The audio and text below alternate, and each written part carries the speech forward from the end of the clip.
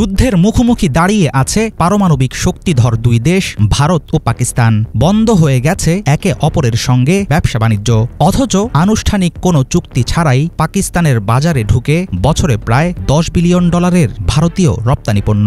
নয়াদিল্লি থেকে সরাসরি নয়, ঘুরপথে প্রথমে পণ্য যায় দুবাই, সিঙ্গাপুর কিংবা কলম্বোতে।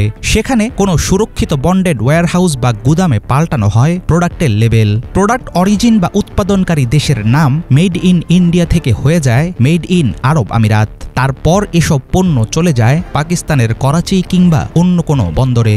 জমজমাট এই ছায়া বাণিজ্য নিয়ে নীরব থাকে দুই দেশের সরকার। চলমান সংঘাত আশঙ্কার মাঝে এবার কি থামবে গোপন ব্যবসা?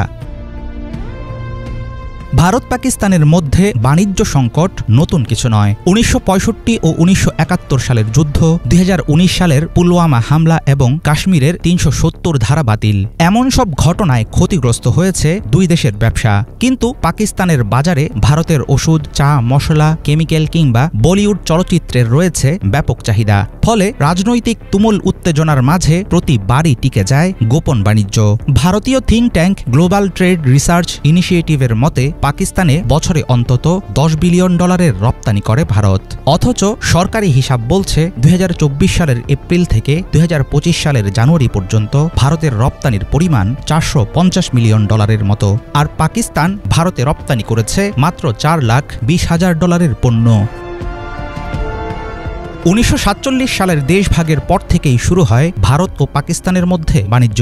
1996 সালে পাকিস্তানকে মোস্ট ফেভার্ড নেশন বা MFN মর্যাদা দেয় ভারত। তখন ব্যাপক হারে বেড়ে যায় দ্বিপক্ষীয় বাণিজ্যের পরিমাণ। কিন্তু কাশ্মীর ইস্যু সহ নানা কারণে কখনো কখনো রুদ্ধ হয়েছে বাণিজ্যের গতি। 2017-18 অর্থ বছরে ভারত পাকিস্তানের যৌথ বাণিজ্যের পরিমাণ ছিল $2.41 বিলিয়ন।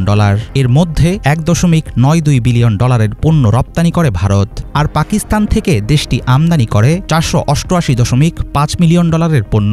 2019 সালে পাকিস্তানের MFN স্ট্যাটাস বাতিল করে নয়াদিল্লি। 2024 সালের মধ্যে অর্ধেকে নেমে আসে দুই দেশের ব্যবসা। কাশ্মীরের পেহেলগাম ট্র্যাজেডির পর তলানিতে ঠেকেছে ভারত পাকিস্তান সম্পর্ক। দফায় দফায় কূটনৈতিক পদক্ষেপ নিয়েছে নয়াদিল্লি। স্থগিত করা হয়েছে সিন্ধু পানি চুক্তি, সীমিত করা হয়েছে কূটনৈতিক মিশন, সেই সাথে দেয়া হয়েছে ওষুধ রপ্তানি বন্ধ সহ সব ধরনের ট্রেড নিষিদ্ধের ঘোষণা। পাল্টা জবাবে পাকিস্তানও জানিয়েছে ভারতের সঙ্গে বাণিজ্য চলবে না, এমনকি তৃতীয় দেশের মাধ্যমেও নয়। এর জেরে বন্ধ করে দেয়া হয়েছে দুই দেশের একমাত্র স্থলবন্দর ওয়াঘা অটারি সীমান্ত। এমন পরিস্থিতিতেও গোপনে চলছে কোটি কোটি ডলারের পণ্য বিনিময়। বিশ্লেষকরা বলছেন রাজনৈতিক সংকেত দেওয়ার জন্য বাণিজ্য বন্ধের ঘোষণা দিয়ে থাকে সরকার, কিন্তু বাস্তবে বাণিজ্য বন্ধ মানেই সবকিছু থেমে যাওয়া না।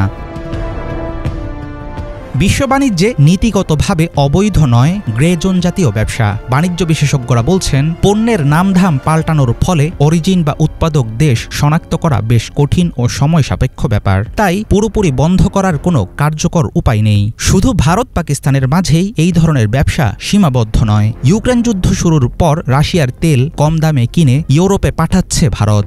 গত এক দশক ধরে দক্ষিণ পূর্ব এশিয়ার দেশগুলোর ফ্রি ট্রেড এগ্রিমেন্ট ব্যবহার করে ভারতীয় বাজার প্রবেশ করছে চীন। বিশ্লেষকদের ধারণা এবারের উত্তেজনার জেরে দুই দেশের সরকারি নিষেধাজ্ঞা সত্ত্বেও বিকল্প পথে ঠিকই কেনাবেচা চালিয়ে যাবে ভারত পাকিস্তানের ব্যবসায়ীরা।